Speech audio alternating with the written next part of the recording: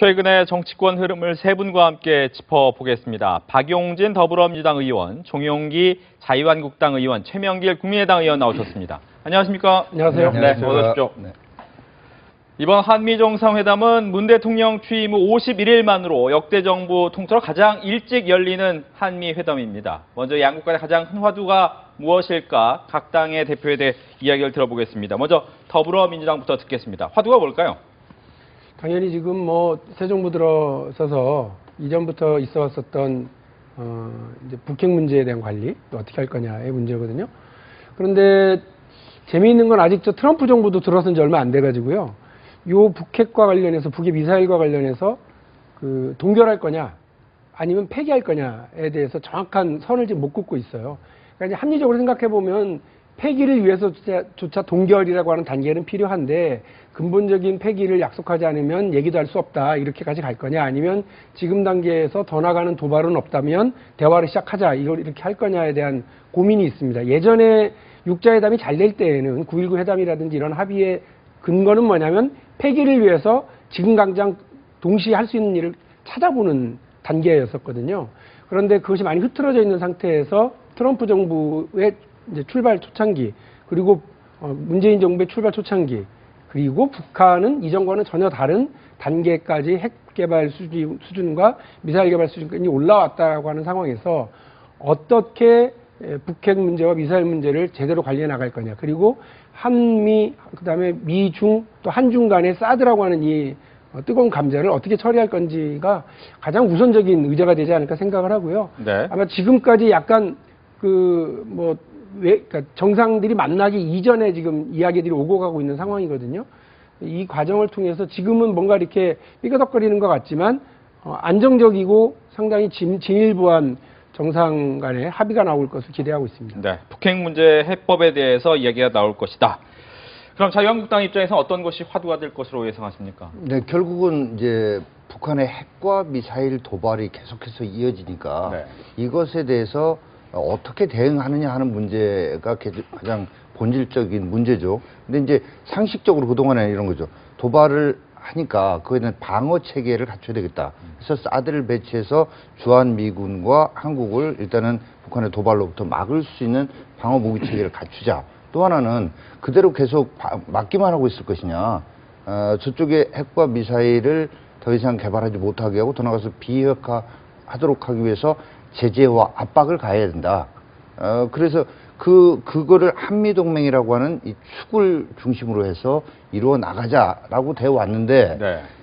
이 문재인 정부 들어서서 여기에 묘한 균열의 조짐이 나타나는 거죠. 일단 사드 배치와 관련해서 방어용 무기 체계임에도 불구하고 기존의 한미 간에 우리가 알고 있기로는 연내에 그 일개포대 6기를 배치하는 걸로 그렇게 다 알고 있었는데 대통령 스스로 나서서 그거 아니다라는 식으로 지금 얘기가 공개를 해버렸어요.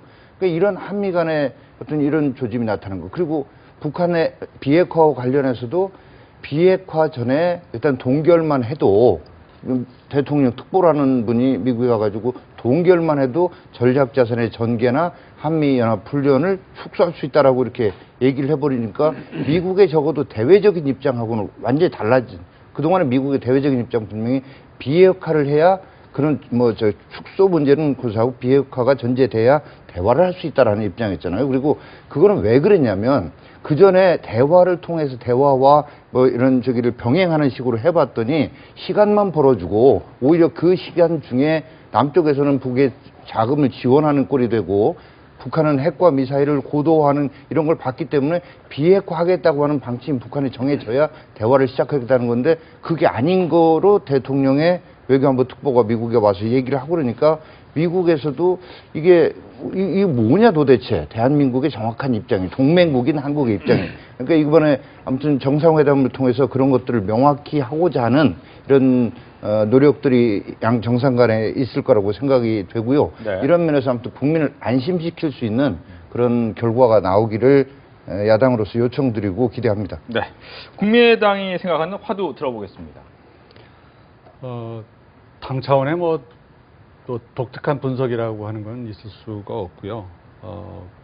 압도적으로 중요한 문제는 역시 사드와 한미 FTA 재협상 문제 두 가지로 요약된다고 볼 수 있습니다. 한미 정상회담을 보통 의제를 발표를 하면은 뭐 양국 관계 발전 방안이나 한반도 평화 정착 방안 이런 식으로 이제 표현이 되는데 이번에 네 가지를 발표했어요. 한미 동맹 발전을 위한 협력 방안 이것도 사드 문제입니다, 결국. 그리고 북핵 해결 공동 방안 이 문제도 사드랑 관련이 있고요. 한반도 평화 실현 방안 이것도 사드의 문제입니다, 사실. 그리고 실제 경제 협력이라고 표현된 부분이 한미 FTA 재협상 문제죠. 그러니까 제가 관찰을 해보기로는 그러니까 67년 8년에 이제 주한 월남 전쟁에 파병하는 문제가 있었고 75년 76년에 이제 주한미군 철수 문제가 논의되는 그 한미 정상회담이 있었습니다. 그리고 98년에 부시 대통령 당선된 이후에 2000년에 부시 대통령 당선된 이후에 김대중 대통령이 처음 워싱턴을 방문했을 때 상당한 긴장 관계가 조성이 됐었고요. 그 이후에는 가장 좀 가파른 정상회담이 될 것이다. 그리고 두 분의 의원들께서도 말씀을 하셨지만은 처음으로 북핵 문제 해결을 놓고 동결이라고 하는 절차를 미국이 인정하지 않고 나오고 있는 상황이기 때문에 북핵 문제를 둔 해법 전체 구조가 바뀌는 상황이거든요. 이 과정에서 매끄러운 결말을 내릴 수 있을 것인가. 네. 정말 좀 긴장되는 그런 상황이라고 저는 봅니다. 뭐 사안에 대한 자세한 내용은 잠시 후에 얘기가 계속될 거고요. 문 대통령의 첫 해외 순방에 야당 의원들은 같이 가지 않겠다라고 이야기를 했습니다. 먼저 야당 쪽에서 왜 그런 결정을 할 수밖에 없었는지 얘기를 듣고 여당의 입장을 좀 들어보도록 하겠습니다. 야당부터 이야기를 해주시죠. 첫째는 이 사드 문제와 관련해서 저희는 대선 과정에서부터 당시에 문재인 후보께서 그리고 되시고 나서는 대통령께서 사드 배치와 관련한 명확한 입장을 밝히고 한미동맹 관계를 굳건히 하는 것이 대한민국 안보를 튼튼하게 하고 국민을 안심시킬 수 있는 것이다라고 하는 입장을 저희는 일관되게 말씀을 드려왔습니다. 네. 그런데 그게 아니고 얼마 전에 거듭 말씀드리지만 문정인 특보의 그런 어떤 참 국민들 입장에서는 좀 이해할 수 없는 국민을 불안하게 하는 이런 미국에서의 언동도 있었고 귀국해서도 난 경고받은 바 없다라는 식의 어떤 그리고 국민들 결국은 세금으로 지원받아서 갔다 왔음에도 불구하고 나는 월급 받지 않으니까 이런 식의 학자다 이런 저기로 아무튼 저희가 볼 때는 정말로 이 정부의 한미 관계를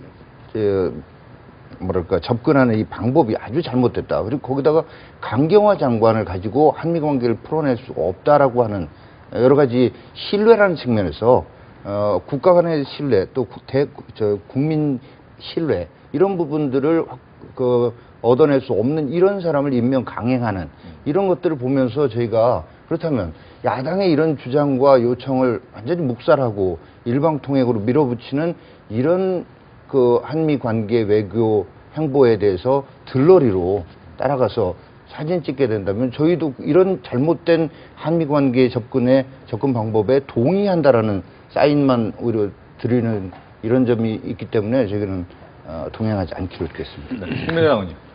저는 뭐 이렇게 심각한 문제라고 생각하지 않고요. 이게 지금 아까 앵커께서 거부했다라고 하는 표현을 쓰셨는데 거부한 겁니까?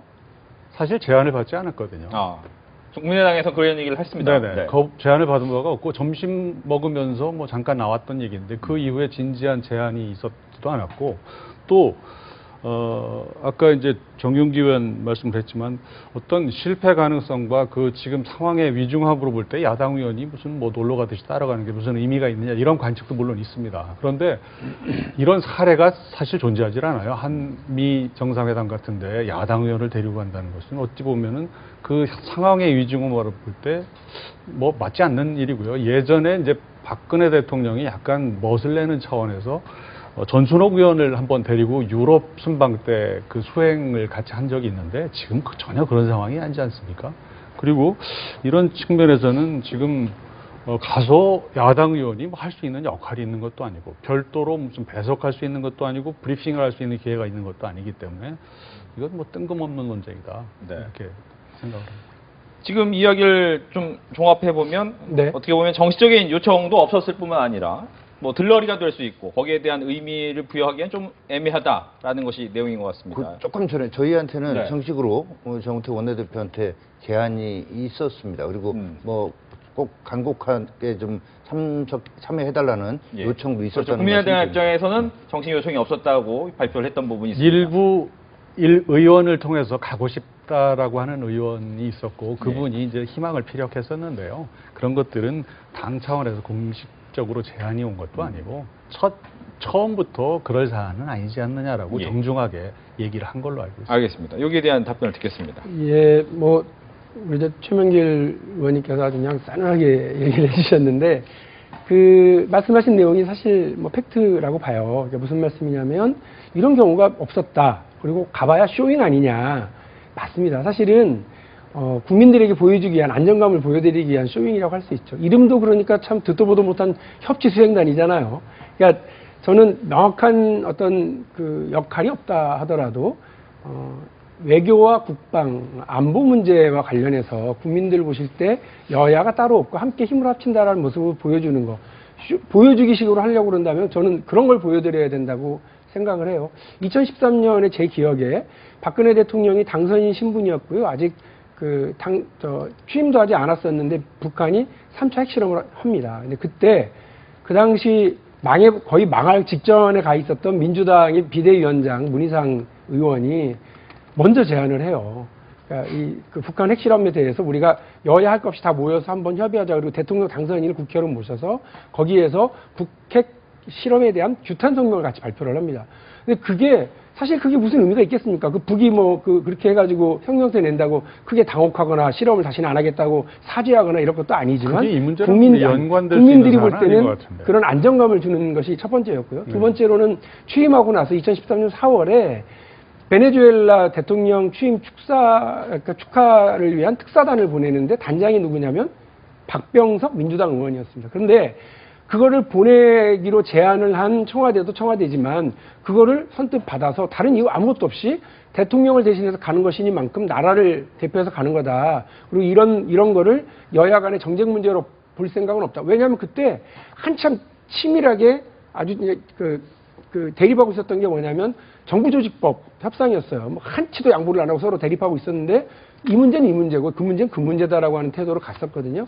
그런 면에서 보면 이번에 같이 수행단을 만들어서 함께 가지 못한 건 좀 아쉬운 측면이 있고 이번에 예를 들어서 여당 의원이 간 콜롬비아 대통령 특사 이런 거를 야당 의원한테 제안을 했다면 갈 수 있는 문제죠. 그거하고는 전혀 다른 차원의 경우가 문제라고 다르죠. 좀. 경우가 다르다라고 저는 얘기를 했습니다. 그것이 네. 경우는 다르지만 상황은 같이 봐야 된다고 보는 거죠. 그래서 어쨌든 제가 다시 말씀드리면 외교안보 국방과 관련해서는 여야가 따로 없이 움직여야 된다라고 하는 건 민주당이 야당 시절에도 그렇게 생각하고 있었다는 것은 분명합니다. 네.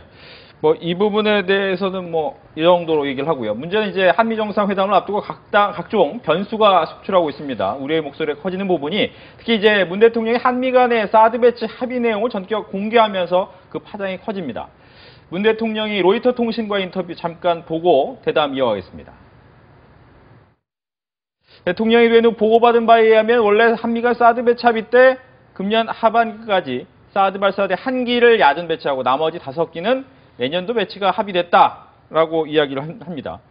따라서 이 부분 때문에 1기와 야전 배치, 나머지는 5기는 내년도에 합의하겠다라는 부분이 과연 어떤 의미냐를 놓고 이야기가 나오고 있는데 먼저 이 부분은 야당 쪽 얘기를 먼저 들어야 될 것 같습니다. 네. 이런 거죠. 국민도 미국도 중국도 북한도 문재인 대통령의 생각을 한편으로는 이해할 수 없고 한편으로는 그 어떤 수랄까 이런 것들이 또 다 보이는 이런 상황입니다. 지금 저런 말씀을 방미 전에 하는 거는 미국하고의 협상 과정에서 원래 그렇게 합의됐던 거니까 연내 배치를 꼭 안 하더라도 양해해 달라 이런 메시지를 전달하는 것 같아요. 네. 그런데 그것도 언론을 통해서 받아요. 그러면 동맹국 입장에서는 어떨까요? 이게 원래 그러니까 미국에다 대고 절차, 환경 영향 평가를 계속 얘기하는데 미국은 이러잖아요. 이해한다. 당신네 그거 이해하는데 일단 합의한 거는 지켰으면 좋겠다. 그러니까 연내에 전개가 되도록 해달라. 이런 메시지 아닙니까? 이게 물밑에서 실무선에서 계속 얘기가 되고 서로 이견이 좀 노출되고 그러는데 정상회담을 앞두고 언론을 통해서 원래 합의는 그거 아니었다라고 이렇게 오픈을 하고 원래 합의 그런 거 아니니까 연내 배치에 안 될 수 있다 내지는 안 된다라는 메시지를 전달받으면 저라면 상당히 불쾌할 것 같다. 그래서 저런 저게 대통령께서 계산하는 그런 방식으로 정상회담 때 본인이 정상회담을 이끌어 갈 수 있는 쪽으로 작동이 되겠는가 하는 이런 점 좀 우려가 됩니다. 그리고 저는 사드 배치와 관련해서 그러니까 결국은 문재인 대통령이 연내 배치를 안 하려고 하는구나라는 의도가 계속 나타나요. 여러 가지 형태로. 근데 다른 거는 국민 여론을 그렇게 중시하시고 여론 때문에 문제가 엄청나게 많은 인사도 임명을 강행한다고 하시면서 대선 과정도 그렇고 심지어 대선 이후에도 사드는 연내에 배치해야 된다는 여론이 더 높게 나오고 있는데도 불구하고 이것에 한해서만큼은 여론을 무시하고 이렇게 뭔가 어떻게든 배치를 늦게 하려고 하고 안 하려고 하는 이런 거를 미국 측에서는 이해할 수 없다는 거 아닙니까? 우리 국민들 중에도 다수가 이 부분은 이해할 수가 없는 거죠, 사실. 최민길 의원께서 어떻게 이 문재인 대통령 인터뷰를 보셨습니까? 이 또한 저는 뭐 특별한 그 의도를 가지고 이런 말을 했다고 생각하지는 않습니다. 그런데 이제 이게 의외의 파장이 있을 수 있다고 보는 것이 바로 전전날 이제 미국 CBS 방송 인터뷰할 때는 양국 간의 근본적인 의견 차가 없다는 쪽으로 이렇게 그 매끄럽게 만드는데 주력을 했는데 바로 네. 다음 날 로이터 통신하고 얘기하면서 1+4 1 더하기 5 얘기를 했지 않습니까? 예. 그런데 이 문제가 그렇게 본질적인 문제로 볼 수 없는 것이 이 사드 코대의 구성을 보면 엑스밴드 레이더라는 게 가장 중요한 장비고 거기에 분석 장비 차가 있고요. 발전차가 있습니다. 이 세 가지 장비가 중요하고 그다음에 6개의 발사대가 있지 않습니까? 그 6개의 발사대는 2개 먼저 들어오고 4개가 나중에 들어오든 1개가 들어오고 5개가 들어오든 3개가 들어오고 나중에 3개가 들어오든 이거는 한미 간에 아주 기술적인 문제거든요. 그래서 실제 2개가 4월 초에 왔고 4월 25일 날 나머지 4개가 와서 지금 외관에 있는 겁니다. 그렇기 때문에 1개를 들어오고 나중에 5개를 들어오기로 했는데 나중에 보니까 2개가 먼저 오고 나중에 4개가 또 추가로 와서 다른 지역에 있다. 이거를 얘기하는 것이 한미 그 전 정부와 미국 정부 간에 무슨 음모적인 무슨 관계가 있었던 것처럼 이렇게 말을 하는 걸로 비춰지지 않습니까? 그래서 미국 입장에서 봐서는 이게 크게 본질적으로 중요한 문제가 아닌데 이런 문제 제기를 왜 하는 것인가라고 조금 안 좋은 시각으로 필요 이상의 그 별로 이렇게 불신의 시각으로 이 사안을 볼 가능성이 있기 때문에 네. 얻는 것 크지 않고 잃는 게 좀 많은 어떤 그런 성격의 발언이다. 이런 생각이 들어서 한미 정상회담 벽도 코앞에 두고 굳이 꼭 했어야 되는 말인가 하는 거에 대해서는 저는 의문입니다. 네. 서영진 의원. 예, 뭐 문재인 대통령이 워싱턴 포스트, CBS 그리고 로이터하고의 인터뷰를 통해서 한 거는 그냥 일맥상통하다고 저는 봐요. 그러니까 합의는 지킬게. 절차도 지키자. 이 문제라고 봅니다. 그러니까 합의와 관련해서는 미국, 말씀하신 것처럼 미국에게 일정한 안심을 주는 거죠. 기존의 합의를, 국가 간의 합의를 정권 바뀌었다고 뒤집을 생각은 없다라고 하는 신호는 분명하게 하고요. 국내의 절차적인 문제, 환경영향 평가라든지 이런 문제에 대해서도 우리는 우리 정부로서 그걸 지켜야 되니까 거기에 대한 양해를 해주라라고 하는 일정의 틀을 제시를 했다고 봐요. 그렇게 되면 이제 미국 트럼프 대통령과의 정상회담을 통해서 그 안에서 일정한 합의점들을 찾아낼 수 있을 거라고 저는 봅니다. 그 재미있는 건 그 강경화 장관하고 틸러슨 그 국무장관하고 서로 전화 통화를 통해서 내려왔던 결론도 마찬가지입니다.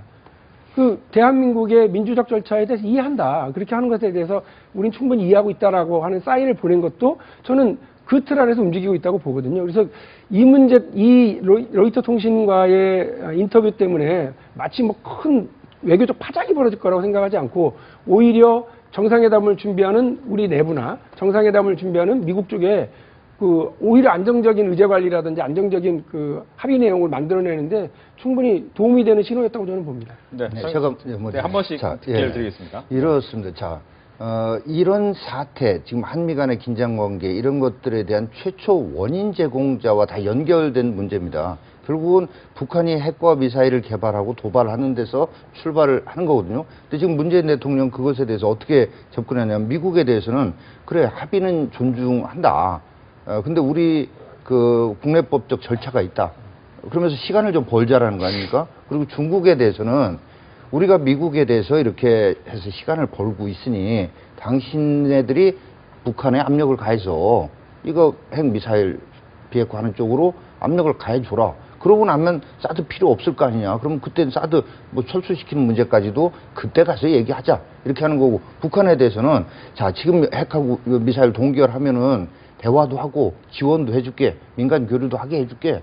그럴 테니까 이제부터 대화하자라는 건데 거기서 가장 처음 문제 제기를 했던 문제를 일으켰던 북한이 오늘도 얘기했잖아요. 핵무기는 협상 대상이 아니다. 본인들은 자기네들의 생존을 위해서 핵은 반드시 갖고 어떻게도 포기 안 하겠다는 거를 오늘도 얘기를 했고 이미 태영호 공사가 귀국해서도 우리 쪽으로 와서도 그 여러 차례 그 얘기를 했습니다. 그거는 수조 달러를 줘도 절대 핵은 포기 안 할 거다. 그러니까 문재인 대통령의 지금 한미 한중 관계 또 대북 관계에 접근하는 기본 시각이 네. 너무나 나이브하고 유화적인 정책이기 때문에 이 정책이 근본 전제부터 잘못되어 있기 때문에 이게 다 통하지도 못하면서 그 중에서도 가장 우리하고 동맹국은 유일한 동맹국이 미국이거든요. 예. 이거를 같은 선상에서 놓고 지금 이렇게 하는 아주 위험한 예? 유화적이고 나이브하면서도 위험한 지금 외교 정책을 펴고 있어서 이 정말로 불안하고 걱정된다. 알겠습니다. 최현. 저는 이제 그 인터뷰 자체가 굉장히 뭐 시각적으로 볼 때 한미 관계의 틀을 흔드는 어떤 위험한 발상이다 이렇게까지 이제 논리를 전개하고 싶지는 않고요. 제가 아까 이제 박용진 의원 그 말씀한 것 중에서 그 한미 간에 오고 가는 어떤 외교적인 그 말들을 잘 살펴볼 필요가 있는 것이 이게 별로 문제가 아니라고 볼 수 없는 것이 이 로이터 통신 인터뷰가 나간 직후에 미국 국무부나 그 백악관에서 한미 간에는 그 사드와 관련돼서 매우 절차가 투명하게 전개돼 왔다라고 하는 논평이 나왔어요. 그 말은 왜 투명한 게 한미 간에 정부 간에 논의해온 일을 뭔가 불투명한 부분이 있었던 것처럼 말을 하느냐라고 하는 일종의 항의거든요. 그리고 우리가 많이 듣지만 한국 정부의 입장을 이해한다라고 하는 말이 가지고 있는 그 외교적인 함의는 정말 이해 못하겠다는 말입니다. 그러니까 외교적으로는요. 건설적인 대화를 충분히 나눴다 그러면 많이 싸웠다는 얘기고요. 이해한다, 너희들 입장을 이해한다는 말은 이해 못하겠다는 말의 그 다른 표현이거든요. 그렇기 때문에 이런 말은 나오지 않게 하는 게 상책이고요. 나올 필요가 있어서 문제를 제기하면 반드시 이유가 있어야 됩니다. 그만큼 바로 양국 관계에 있어서 바로잡을 만한 충분한 의제를 제기를 하려고 할 때 의도를 가지고 말을 하는 것이지 특별한 의도가 아니라 이런 좀 불투명한 부분이 있었는데 이번에 좀 바로잡아야 되겠다 이런 얘기인데 이 얘기는 아까 말씀드렸지만 한미 간에는요 1+5인 시절이 있었고 그로부터 몇 달 뒤에 2 더하기 4인 시절이 있었던 겁니다. 그렇기 때문에 이 처음에는 하나 들어오고 나중에 5개 들어오기로 했다가 그 중간 어느 단계에서 그 발사대 2개 먼저 들어오고 4개는 순차적으로 들어온다 하는 쪽으로 양쪽 간의 합의가 바뀌었던 거거든요. 그러니까 네. 그 이전 합의가 이런 부분이 있었다라고 하는 거에 대해서 1 더하기 5를 2 더하기 4로 바꾼 게 큰 음모가 있는 것처럼 뭔가 양쪽 간의 절차상 무슨 하자가 있는 것처럼 이렇게 말씀을 하는 거죠. 그런 의도가 아니었다고 보지만 그렇게 비춰진다는 뜻이죠. 예. 아무것도 아닌 것은 아니라고 저는 봐요. 그러니까 다들 그 작년 9월께였나 10월께였나 대정부 질의를 기억하실 거예요.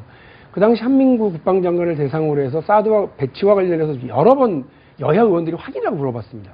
물론 그 당시에 여당 의원, 지금의 자유한국당 의원님들은 사드 배치 필요성을 강조하면서 언제 배치할 거냐고 물었는데 그럴 계획이 없다였고요. 야당은 그거 들어와서는 안 되지 않냐. 되게 오히려 더 문제를 꼬이게 만들 거다라고 주장하면서 배치 계획을 물었는데 그럴 일이 없다라고 했습니다. 몇 번을 새벽닭 울기 전에 3번 예수를 배신한 부인한 그런 베드로 정도가 아니라요. 한 10번쯤은 그랬어요. 그리고 또 재밌는 건 뭐냐면 그 즈음해서요. 그 즈음에서 아마 사드 배치가 발표되기 한 달 전쯤으로 기억을 하는데 시진핑 그 주석을 만나러 갔었던 그 당시 황교안 국무총리 절대 그런 일 없다라고 얘기를 하고 온 겁니다. 근데 황교안 국무총리가 알면서도 거짓말을 쓸 거는 아니라고 생각을 합니다. 그러니까 그 지금은 우리 최명길 의원께서 1+5에서 2+4로 가는 것은 그런 정도의 합의가 서로 변동된 거다라고 이해를 할 수 있다고 말씀을 하시지만 그 과정이 투명하지 못한 건 분명합니다. 그러니까 한미 간의 실무자들 간의 협의는 있었는지 모르지만 우리 내부적으로 그 어떤 정확한 명령 계통에 따라서 보고되거나 그 의견이 수렴된 과정이 아니었던 것은 분명한 것 같아요. 그 부분을 대통령이 지적을 했고 정부가 바뀌면서 청와대에서 이 부분에 대해 좀 클리어를 시킬 필요가 있겠다라고 하는 것을 알고 있습니다. 이 부분은 우리가 좀 지적을 판단을 해야 될 해봐야죠. 부분이 있다면 아시겠지만 국회 그 대정부질문 과정에서 솔직하게 관찰해 보면 한민구 국방장관은 철저하게 정보에 차단되고 있었다는 거 여러 경로로 확인이 큰일인 됩니다. 거죠, 그 과정은. 모든 일은 김관진 안보실장 중심으로 움직였고 국방부가 실제 무기 체계가 들어오기 전주까지도 한민구 장관은 사실 모르고 있었던 게 그렇게 확인이 된 알겠습니다. 거거든요. 네. 그러니까 미국이 생각한 이 협의의 카운터파트는 김관진 안보실장이었던 거예요. 그렇기 때문에 미국은 김관진 실장과 이러이러한 그 절차를 해오면은 그건 한국 정부와 한 걸로 이해를 하는 거지 한국 국방부와 하지 않았다는 게 책임을 그 지어야 되는 부분은 아니거든요. 네.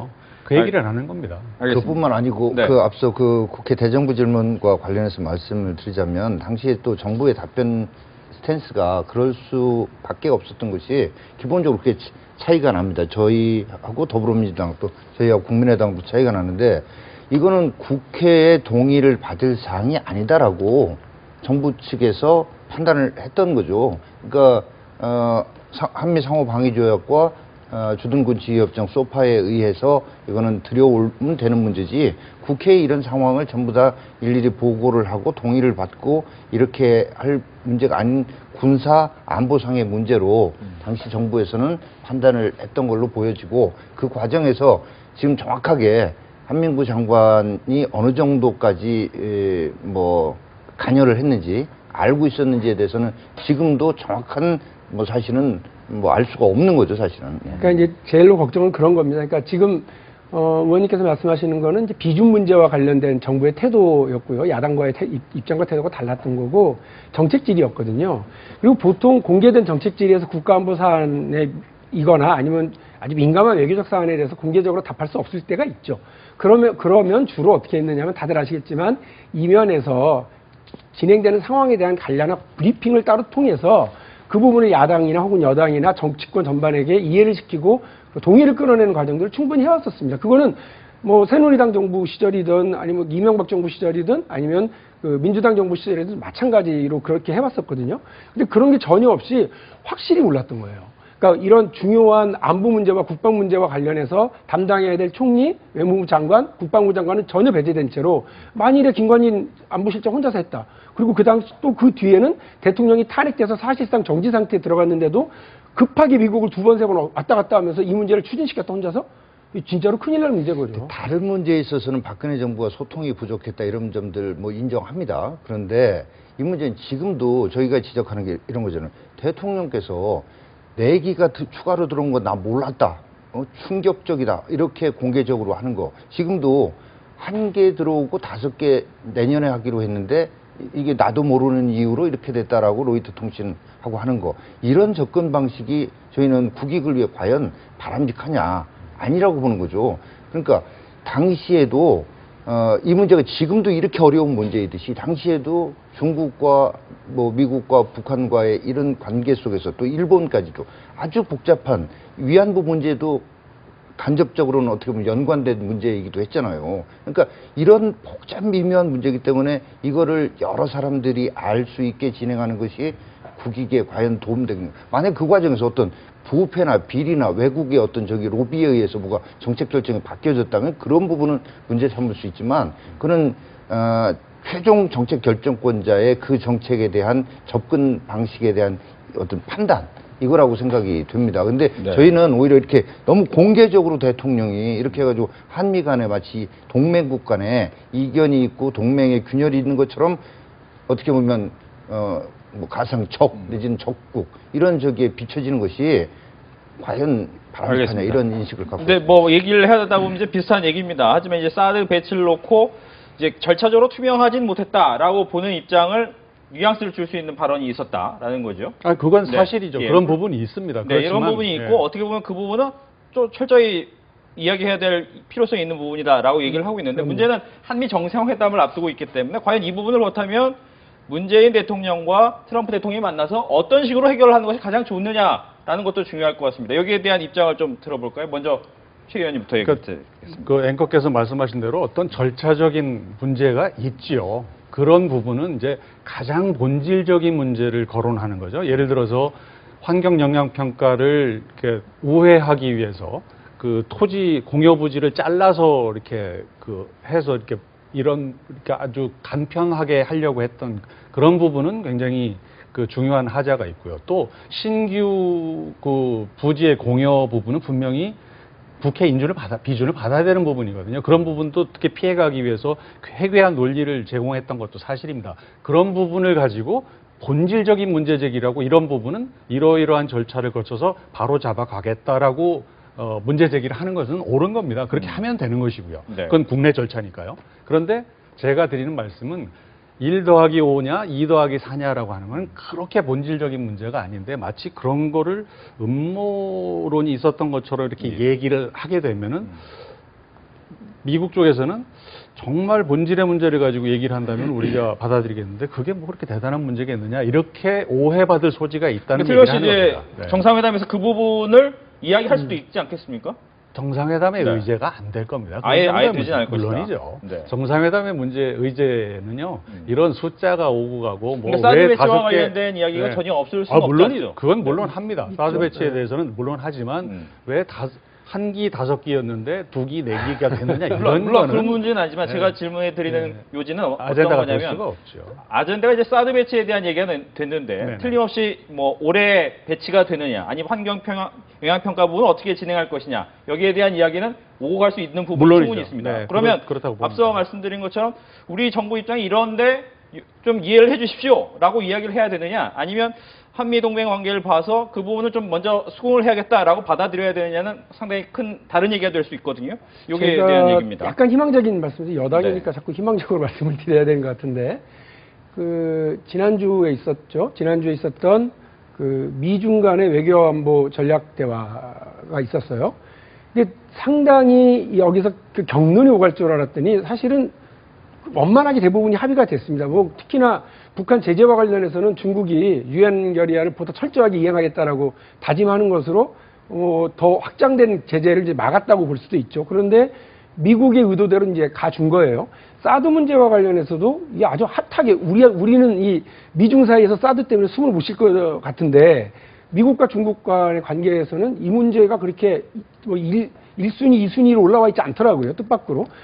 저는 여기에 이제 일정한 우리가 숨 쉴 수 있는 그 공간이 열렸다고 보는 겁니다. 그러니까 미국과 중국이 북한을 다루는 데 있어서 특히 북핵 문제를 다루는 데 있어서 공통의 목표와 방향을 정해놨고 그리고 그 속에서 함께 가기 위한 노력들을 하는데 사드라고 하는 문제가 양국을 우리를 일단 빼고요. 양국 간의 뭐 오해와 갈등, 대립이 있었던 부분을 일정하게 조정해 나간다고 한다면 대한민국이 이 가운데에서 충분히 저희가 여지가 있다라고 판단을 합니다. 그런데 그런 것을 첫 번째 지금 양국 간의 대화를 하고 바로 우리가 미국과 대화를 하기 때문에 이 문제에서 우리가 만들어 놓은 거 기존 합의는 지키지만 뭐 일정한 시간을 벌기 위해서일지 아니면 주권 국가로서 당연히 따져봐야 될 문제를 따지기 위해서일지는 모르겠습니다만 문재인 대통령이 정해놓은 그 가이드라인 이거는 저는 지켜나갈 거라고 봅니다. 양국이 그 부분은 합의해주고 기존 합의 절차만 만들어 나간다고 한다면 지금 그 미국으로서는 사드를 올해 내에 다 배치하지 않으면 큰일 난다 이렇게 판단하는 것 같지는 않고요. 그 상황과 중국과의 관계를 잘 조정해 나가면서 저는 얼마든지 이번 한미 정상회담에서 네. 양국 간의 원만한 합의를 만들어낼 가능성이 충분히 있다고 봅니다. 알겠습니다. 정영 위원님. 자, 그 정상회담에서 그런 구체적인 세부적인 부분이 얘기되지는 않겠죠. 그것도 취임 후에 지금 첫 번째 정상회담이니까 개인 간의 그런 적이하고도 같죠.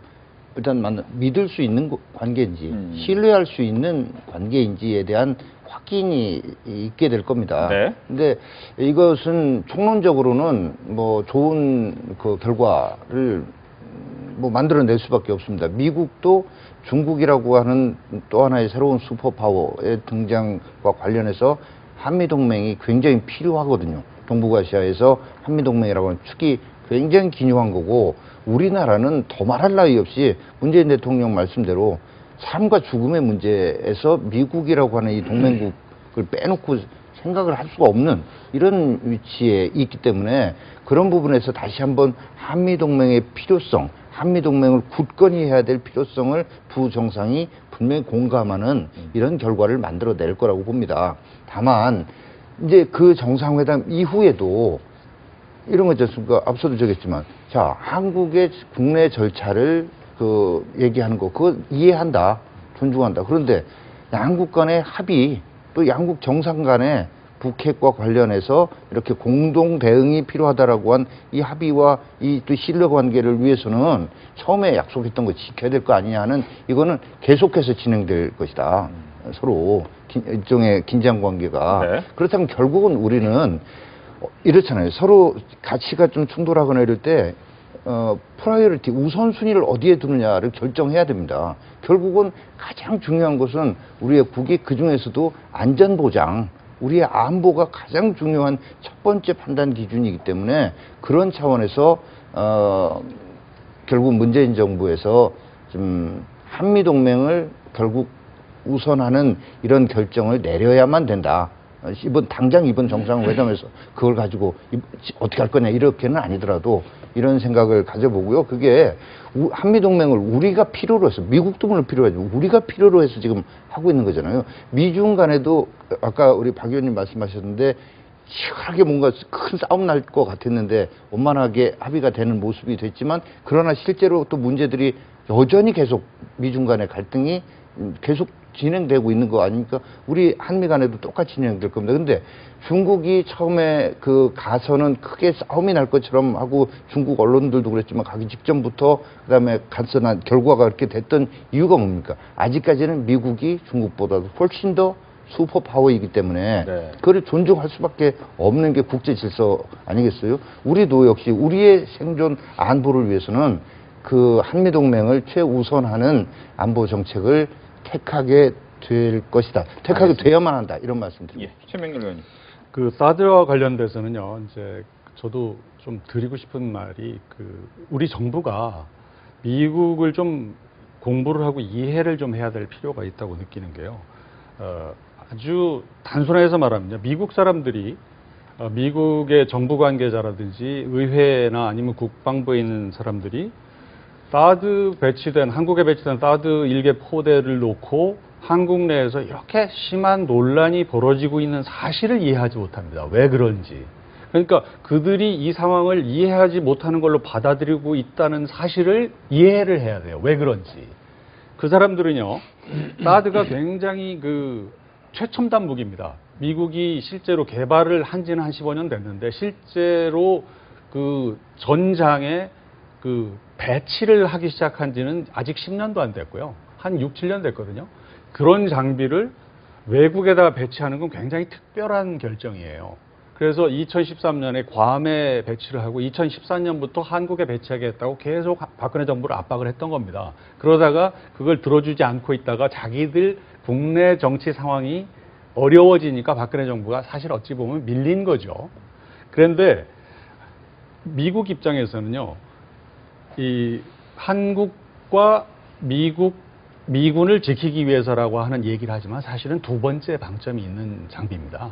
주한 미군을 지키기 위한 게 주 목적이고요. 그래서 갖다 놓은 건데, 이걸 가지고 고가의 최첨단 장비를 갖다 배치를 했는데, 이걸 놓고 이것 때문에 한반도가 분명히 더 안전해졌는데 이걸 왜 한국민들이 이렇게 논란을 벌이나 하는 것들을 이해하지 못하는 마음이 있거든요.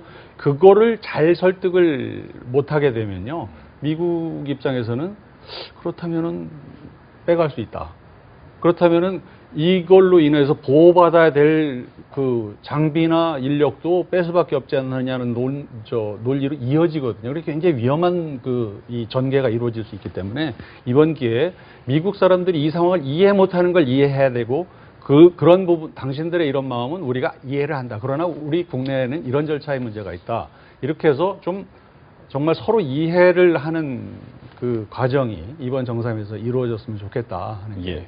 알겠습니다. 제 사드 문제는 이 정도 하겠고요. 다음은 이제 인사청문회 3라운드에 돌입한 국회 소식으로 넘어가 봅니다. 경색된 여야 관계가 좀처럼 풀리지 않고 있습니다. 문재인 정부의 추경과 정부 조직법이 여야 대치 속에 한 걸음도 떼지 못하고 있습니다. 이에 더불어민주당은 눈물까지 보이며 추경 거부를 비판하기도 했지요. 각 당의 발언 먼저 듣고 오겠습니다. 정권 교체를 인정하지 않는 겁니다. 이건 대선 불복입니다. 한 달 동안 참고 참으면서 그분들의 이야기를 들었습니다. 어떻게든지 정부가 좀 국민들한테 안정적으로 갈 수 있도록 하기 위해서 그렇게 해왔는데 자유한국당이 너무하지 않습니까? 대선 불복이라고 한다면 지금 대통령을 인정하지 않는다는 소리 아닙니까? 그분에 대해서 저는 그런 언급을 한 적도 없고 그런 현재 생각을 갖고 있지는 않습니다. 여당은 제2자유한국당이라고 비난을 하고 또 자유한국당은 더불어민주당 이중대라고 이야기를 하고 하는데 이것은 협치의 정치 구도를 효율성 있게 진행을 시키려는 의도가 없는 깽판을 치는 발언이고 주장이라고 생각합니다. 네. 기자 간담회 이후 우원식 원내대표한테 별명까지 붙을 정도로 울컥하는 모습을 보인 우원식 대표였는데 추경 통과가 그만큼 답답했다는 거죠? 근데 이제 대선 불복 얘기 때문에 얘기는 더 많아졌습니다. 아니 좀 그렇죠. 그러니까 그날이 우원식 원내대표의 취임이 한 달 되는 날이에요. 보통 당대표든 대통령이든 원내대표든 간에 취임 한 달이면 뭔가 이렇게 세레모니도 멋있는 거 하고 기자들에게 주목도 받고 이러는 날인데 아무것도 못하고 찢어진 합의문을 들고 와서 이게 기자들 앞에 설명을 하자니 답답한 거죠. 제가 볼 때는 울보 우원식이 아니라 울분의 우원식이에요. 이게 정말 참았거든요. 그러니까 우원식 대표 스타일이 상당히 우직하고 또 울지로위원회를 통해서 봤듯이 우직하게 일을 밀고 나가면서 하나하나 이제 합의들을 끌어내고 하는 그런 그러니까 우직한 사나이 이런 모습이었는데 그 여당의 원내대표가 되고서는 정말 그 야3당을 입이 닳도록 또 그 원내대표실에 문턱이 닳도록 이렇게 들락거리면서 합의를 좀 끌어내기 노력을 했는데 떡하니 가보니 자유한국당이 추경도 심사할 수 없다. 심사는커녕 논의도 할 수 없다. 이렇게 그 쐐기를 받고 나오니까 이건 아무것도 하지 말자는 거 아니냐 이렇게 되는 거죠. 제가 여기서 드리고 싶은 말씀은 전에도 그런 말씀 드린 것 같은데 연환계라고 있습니다. 연환계. 그러니까 그 삼국지에서 조조가 적벽대전 때 배가 흔들리니까 이 배를 다 묶어갖고 세우다가 동남풍 한방, 화공 한방에 그냥 폭망해버리는 경우가 있는데 이게 연환계라는 작전이거든요. 제가 보니까 지금 청문회, 그다음에 추경, 정부조직법 이걸 다 엮으려고 그래요. 이게 겉으로는 엮지 않는다고 그러면서 이걸 다 엮어서 지금 하려고 그러시는데 이러다가 추경도 인사청문회도 그리고 정부조직도 한치도 못 나가게 되면 이 피해는 다 국민들이 보게 될 거고 국민들이 이 피해를 보게 되면 이 여당의 울분이 문제가 아니라 국민들로부터 돌아오게 될 원성과 그 민심의 후폭풍을 어떻게 감당하시려고 그러느냐 이런 말씀을 좀 드리고 싶어요. 그래서 이건 이거 저건 저거 그러니까 좀 따로따로 가자. 그러니까 인사에 대한 불만이 있으시면 그건 그거대로 좀 같이 풀고 또 추경에 대해서 추경 불만이 있다고 하시는데 각 상임위별로 보면 우리 여당 의원들도 야 이거는 좀 정부 관료들이 너무 심했다. 이거 왜 이렇게 이런 걸 가져온 거야? 라고 하고 따져 물으려고 단단히 벼르고 있는 것들이 있더라고요. 각 상임위별로. 그럼 그건 그렇게 해주셔야죠. 정부조직법도 안 맞는 게 있으면 법안을 논의해서 빨리빨리 처리를 해주셔야 되는데 이걸 다 올스톱 시킨다. 그럼 민생도 올스톱, 정부 운영도 올스톱, 여야 관계도 올스톱. 이렇게 되면 누가 이득을 보겠어요. 그러니까 좀 그런 부분은 함께 해주시면 좋겠습니다. 네, 자유한국당 얘기 듣습니다. 대선 불복. 이거는 사실은 더불어민주당이 야당일 때 국정원 소위 댓글 조작 사건이라고 하는 걸 가지고 대선 불복하는 태도를 박근혜 정권 초기에 보였고 이게 사실은 거의 끝까지 이어집니다. 이 기조가. 그랬던 것인데 그에 비해서 저희는 대선 불복이라는 단어를 단 한 번도 쓴 적이 없었는데 이런 식으로 덮어 씌웁니다. 김상조 후보자 우리가 반대하니까 제보라고 마치 저희 당이 결탁이 돼서 공정거래위원장 취임을 막는 것처럼 추미애 대표가 또 덮어 씌워요. 이런 저기는 거의 진짜 습관 수준인가 아닌가 싶고, 이번 합의와 관련해서 좀 얘기를 하자면은요. 추경은 그 전에 원내대표들이 사전 만났을 때 정우택 대표가 3당 정책위의장 간에 그 추경 요건이 안 된다고 했으니 합의문에 이 추경은 빼자, 이거 추경은 넣지 말자라고 했는데, 더불어민주당에서 5개항의 합의문 초안을 만들어 왔는데 거기에 추경은 계속 논의한다라고 돼 있으니까 이거는 빼자고 내가 지금 지난번에 만났을 때 얘기했는데 이걸 놓으면 어떡하냐, 이렇게 얘기가 된 거였고, 모든 걸 다 연계시키자는 게 아니라 이번에도 저희가 추경은 빼지만 그날 합의만 됐더라면 정부조직법 심의는 안흥에서 정상적으로 시작하자라고 다 됐던 겁니다. 그러니까 저희가 모든 거를 연계해가지고 뭐가 안 되면 전부 다 올스톱 시키려고 하는 이런 게 절대 아니다라는 거고요. 인사청문회 전국만 해도 이낙연 총리도 강행했죠. 근데 그 이후에 그럼에도 불구하고 우리가 서훈 국정원장, 김동연 경제부총리, 김부겸 행자부 장관, 도종환 문체부 장관 등등 해서 몇 분들을 다 저기를 해줬잖아요. 그러니까 저희가 무조건 다 반대하는 이런 식으로 저희를 매도하면 안 된다. 그리고 근데 그렇게 야3당이 다 반대하는 강경화 후보자까지도 임명을 강행해놓고 우원식 원내대표가 우니까 저희는 이런 정말 당혹해요. 실컷 때려놓고 때린 사람이 갑자기 때리고 나서 울어요. 그러니 이거 맞은 사람은 이거 어떻게 해야 되는지 참 어디 워낙 여론 지지도가 낮으니까 어디 하소연 해봤자 오히려 돌아오는 거는 오히려 욕만 돌아오고요. 정말로 과거에 야당할 때, 그리고 과거 정부의 저기 않습니까? 이 장관 내각 인선 발표해서 완료될 때까지에 비해서 지금 문재인 정부가 훨씬 오히려 빠른 속도를 보이고 있는 겁니다. 그런데도 불구하고 마치 저 대한민국 생기고 나서 처음으로 이렇게 저 내각이 저희가 발목 잡아서 안 되는 것처럼, 근데 당신께서 스스로 제시한 원칙을 당신께서 어기는 인사들을 쭉 발표해놓고 이거 그냥 무조건 해달라고 하는 이런 태도, 이거부터 좀 고치시고 나야 얘기가 되죠. 알겠습니다. 국민의당 얘기 듣습니다. 국민의당이 심판 역할을 하는 건 아니지만요. 네. 제가 그날 이제 사당 원내대표 합의문 작성을 위한 회담에 이제 정용기 의원도 거기 있었지만 잘 합의가 안 되니까 이제 다들 물러나고 원내대표끼리 얘기를 해봐라 한 상태에서 다 물러나온 상태에서 이제 이게 깨진 건데, 제가 받은 인상은 둘 다 섭섭할 수 있는 대목이라고 생각을 합니다. 그러나 당시 정우택 대표가 얘기했던 것은 이 합의문의 추경 심의를 시작한다라고 하는 거는 좀 일단 빼자. 이유는 바로 전전날 자유한국당이 의원총회 결의를 통해서 추경은 전면 거부한다라고 하는 입장 발표를 해놨는데 어떻게 하루 만에 이거를 또 재개한다라고 하는 거를 문서로 할 수 있느냐. 그건 좀 곤란하니까 우리가 심의를 개시한다는 것 정도는 그냥 이렇게 하다 보면 되는 거니까 좀 일단 요거는 오늘 빼고 하자라고 하는 뉘앙스였고요. 네. 그 이후에 어떤 얘기가 벌어졌는지 모르지만 우원식 대표는 상당히 그거를 명문으로 꼭 반드시 넣어서 발표해야 한다고 고집을 하셨다고 그래요. 그래서 김동철 원내대표도 나와서 그건 오늘 꼭 발표해야 되나 하고 굉장히 좀 의아해하면서 이제 그게 이제 결렬된 거로 발표가 됐는데, 그 과정이 본질적인 문제는요. 그러고 나서 이제 대선 불복이다 이렇게 얘기를 한 거는 간단히 말하면 좀 오바를 하신 거고요. 제가 이 상황을 놓고 볼 때 가장 큰 인식의 괴리 격차는 여당이 지금 120석이고 야당이 180석이라는 부인할 수 없는 현실을 아직 잘 모르고 있기 때문에, 아니면 알고는 있는데 그걸 체감을 정확하게 몸으로 좀 느끼고 있는 것 같지는 않아요. 이게 180석 야당에 120석 여당이면요. 아무리 정권 초기에 국민 지지율이 높아도요. 야3당이 반대를 하는 재정법상 이건 요건이 안 된다라고 반대하는 추경은 논의를 진행시키기가 무척 어렵게 돼 있는 겁니다. 그거는 굉장히 정말 정치적 신공을 발휘해야지 개시가 가능한 거거든요. 그럴 만큼 노력을 많이 했나요? 저는 그렇게까지 했다고 생각하지는 않습니다. 약간 우리 시청자들 들으시면 저런 말 갖고 싸우나 싶을지 모르지만 실제 합의문에 들어갔던 단어 표현은 심의가 아니라 논의입니다. 이거 무슨 말이냐면 법적으로 이 추경에 대해서 된다 안 된다를 따지는 국회 절차가 들어가는 게 아니라 이거를 언제쯤 우리가 서로 심의를 들어갈지를 논의하는 것은 계속 추진하자는 거였어요.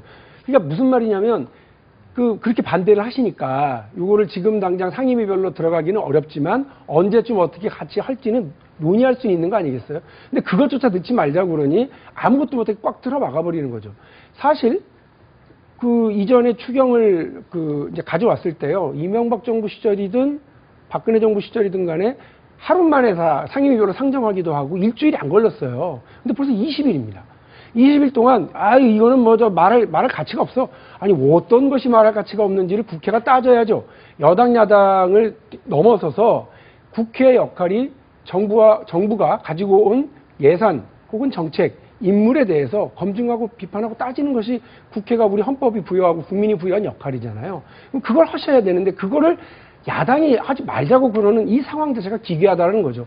20일 동안 서로 협의도 못하도록 하고 상정도 못하게 만들어버리면 정부가 가지고 온 이것은 필요합니다라고 해서 가져왔는데 이 필요한 상황을 필요한지 안 한지조차 따져보지도 못하는 국회라고 하면 역할을 안 하든지 아니면 엄청난 방기를 하고 있는 거죠. 바로 전 정부에서 대통령이 퉁퉁 불어터진 국수 이렇게 얘기했었던 것이 귀에 생생한데 지금 적시에 적소에 이런 추경 예산이 투여돼야 하지 않겠습니까? 그래서 자유한국당이 이 문제와 관련해서는 조금 여당 시절 생각하시고 빨리 좀 족쇄를 풀어서 논의든 심의든 좀 같이 진행해 줬으면 좋겠습니다. 적시 그리고 적소에 투입돼야 될 국가 재정이 그렇지 않은데 투입이 되고 또 엄청난 향후에 부작용을 불러일으킬 그럴 안을 가지고 오셨어요. 근데 그나마도 일단은 형식적으로 법적 요건에 맞지 않는 거죠.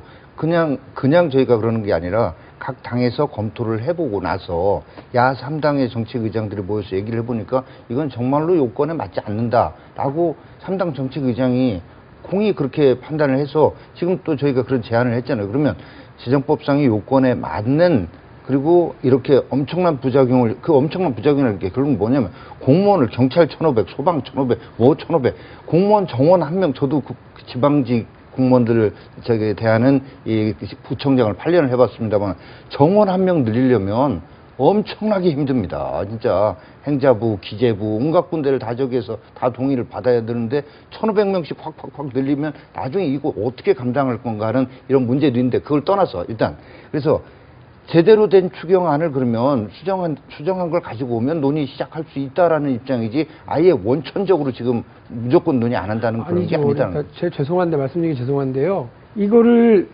수정할 수 있는 삭감하고 할 수 있는 권한도 국회에 있잖아요. 그러니까 그 부분을 충분히 활용하고 상임위에서 하고 또 예결위에서 또 하지 않습니까?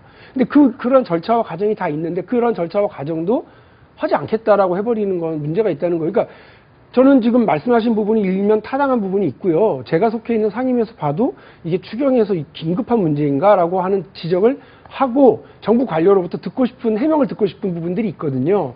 그런 부분들을 하라고 국회가 있는 거 아니겠어요.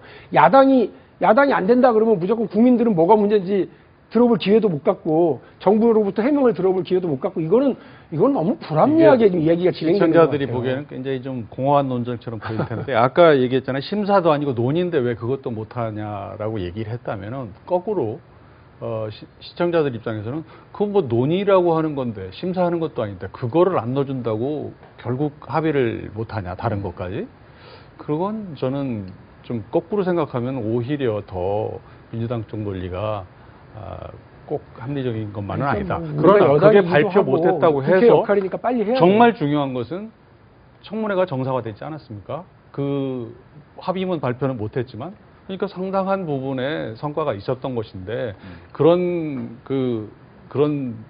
원내대표 회담이 합의문 발표에 실패했다는 이유로 대선 불복이다 이렇게까지 논의를 확장시키는 건 좀 제가 잠깐 한 말씀만 얹으면 그러니까 저희 여당에서 속으로 생각할 때는 그런 거예요. 솔직히 말씀을 드리면 청문회는 여당과 대통령 두드릴 게 좀 보이니까 이거는 열고 국민이 필요로 하고 있고 정부가 빨리 시급하다고 부탁을 하고 발을 동동 굴리는 추경은 국회 역할이고 의무임에도 불구하고 이건 안 한다면 이거는 야당이 좀 재미를 볼 게 있으니까 하고 이거는 해봐야 별 재미가 없으니까 안 하고 이렇게 되면 우리는 국회를 운영하는 거지 여야만 바라봐서는 안 되지 않겠냐라는 사실 말씀을 추경을 드릴게요. 심의하면 더 재밌는 일이 그럼 많거든요. 빨리 해야죠. 네. 국민을 위해서라도. 예, 정 의원님. 자, 그래서 추경에 대해서는 거듭 말씀드리지만 요건이 되게 만들어 오면 심의할 수 있다라는 거였고요. 그 다음에 그날도 이런 거잖아요. 그날도 그럼 인사청문회도 재개해서 인사청문 전국은 다시 뭐 정상화라는 말 자체가 좀 우스운다마는 이렇게 오고 그리고 그러니까 이 정부조직법도 심의를 할 수 있었어요. 그날 합의됐으면. 그렇게 진행될 수 있었는데 정부조직법이 급하지 않은 것인지 뭔지는 모르겠으나 지금 여당에서 지금 하고 있는 거를 말로는 협치를 얘기하는데 협치를 하려면 야당의 주장을 어느 정도 수용해서 중간점에서 타협점을 만들어내야 되는 거 아니겠어요? 그날도 인사청문 전국 정상화와 그다음에 정부조직법 심의라고 하는 거는 야당이 일종의 물러나서 양보해서 합의를 하기 위해서 카드를 낸 겁니다. 그러면 추경에 대해서는 야당이 그렇게 요구하면 그러면 좀 더 시간을 두고 이 문제 논의를 합시다. 물밑에서 대표단 간에 논의를 해봅시다. 내지는 정부 측에 우리도 그러면 추경안을 어떻게 좀 수정할 수 있는지를 한번 접촉을 해보겠다. 이런 식으로 해서 정부조직법 심의에 들어가도록 해야 될 거 아니에요. 근데 그게 아니고 말만 협치를 하고 하면서 100% 양보와 양해. 이거를 요구하는 겁니다. 그거에는 이면에 이게 있습니다. 아까 우리 우리 의원님께서 최 의원님께서 말씀하셨지만 120대 180의 구도로 보지를 않는 거죠. 자유한국당만 빼고 과거 선거 과정에서도 그랬죠. 자유한국당은 적폐 세력이라 협치의 대상이 아니다라고 이렇게 보는 거. 이번에도 우원식 대표가 국민의당이 정말로 더 섭섭하다. 왜 그때 옆에서 김동철 원내대표적 편을 안 들어주느냐. 이런 얘기를 하는 것이 자유한국당은 떼놓고 왕따를 시키면서 지금 정부 여당에서 자신들이 이렇게 제시하고 추진하는 이런 것들 원한 그대로 밀고 나가고자 하는 이건 타협의 이게 정치가 아니죠. 정치는 타협하는 것인데 예. 그 본인들 거를 100% 그대로 다 받아라라고만 하면 되겠습니까? 알겠습니다. 최 의원님 얘기 듣겠습니다. 지금 시간이 30초 정도씩밖에 없기 때문에 얘기를 끝으로 좀 뭐 들어야 절차의 될 것 같습니다. 문제는 몇 가지 지적을 했는데요. 사실 이제 몇 번 나온 얘기지만 이번 추경을 이렇게 언뜻 훑어봐도 중앙공무원 4,500명 늘리는 겁니다. 그리고 지방공무원은 7,500명, 12,000명을 늘리는 건데요. 사실 올해는 그 추경에 교육 예산비만 있어갖고 몇백억 그 책정이 안 돼 있어요. 근데 이게 중앙공무원 4,500명이면요. 내년 한 해만도 1,200억 원의 예산이 투입됩니다. 이걸 늘린 것만으로. 지방재정 굉장히 어렵지 않습니까? 7,500명을 늘려놓으면요. 이 사람들 30년 넘게 국가가 예산으로 책임을 져야 되고 또 이 사람들한테 들어가는 그 연금, 기금 축적되는 거라든지 이런 걸 치면요. 어마어마한 부담입니다. 재정적으로. 또 한 가지 제가 지적하고 싶은 것은 그럼 이런 분들을 이렇게 12,000명을 갑자기 늘리지 않습니까? 그러면은 올해 졸업하고 공시를 준비하고 있는 사람들한테는 기회가 확대되니까 좋을 수가 있습니다. 그러면은 계속 이렇게 늘릴 수 있는 건 아니거든요. 그럼 지금 대학교 1학년, 2학년이나 고등학교 3학년, 고등학교 2학년 이런 사람들이 대학을 마치고 공무원 시험을 봐야 될 때 되면은 자기들 기회를 미리 선배들한테 주고 그냥 이렇게 어려워지는 거거든요. 그렇기 때문에 뭐 윗돌 빼서 밑에 돌 빼서 위로 괴고 하는 그런 일들에 불과한 건데 왜 이러한 논란을 벌여가면서 이 일을 해야 되는 건지. 네. 그리고 공무원 정원 늘리는 건 정말 굉장한 지속적으로 국민한테 부담을 주는 거기 때문에 정말 신중해야 된다. 이게 국민의당의 입장입니다. 알겠습니다. 박 의원님. 야당의 말씀을 들어보면 그러니까 일면 타당한 부분들이 없지 않아 있고요. 지적하는 부분들을 저희 여당이 받아들여야 될 부분들이 있을 거예요. 그러나 만 가지 이유가 안 될 이유가 있다 하더라도 단 한 가지 국민들을 위해서 국회가 해야 할 일이라고 하는 그 한 가지 이유만을 생각하고 갔으면 좋겠습니다. 아까도 말씀드렸습니다. 국회는 인사와 재정, 법안을 가지고 국민들을 위해서 봉사하고 행정부를 견제하지 않습니까? 지금 인사 문제에서 청문회, 재정 문제에서 추경, 법안과 관련해서 정부조직법이 있습니다. 이 세 가지를 각각 다 우리가 심혈을 기울여서 일을 좀 심의하고 처리해 나갔으면 좋겠습니다. 더 이상 이게 연계돼 가지고요. 그냥 여야만 바라보고 싸울 것이 아니라 국민 바라보고 국회가 할 일을 좀 또박또박 해갔으면 하는 바람입니다. 알겠습니다. 이렇게 해서 정치권 이슈에 대해서 세 분과 함께 이야기 나눠봤습니다. 오늘 이야기 잘 들었습니다. 복잡한 정치 이슈를 공정하고 당당하게 풀어보는 정정당당. 오늘 준비한 내용은 여기까지입니다. 다음 주 정정당당은 저녁 8시 40분에 다시 여러분을 찾아뵙겠습니다. 시청해주셔서 고맙습니다.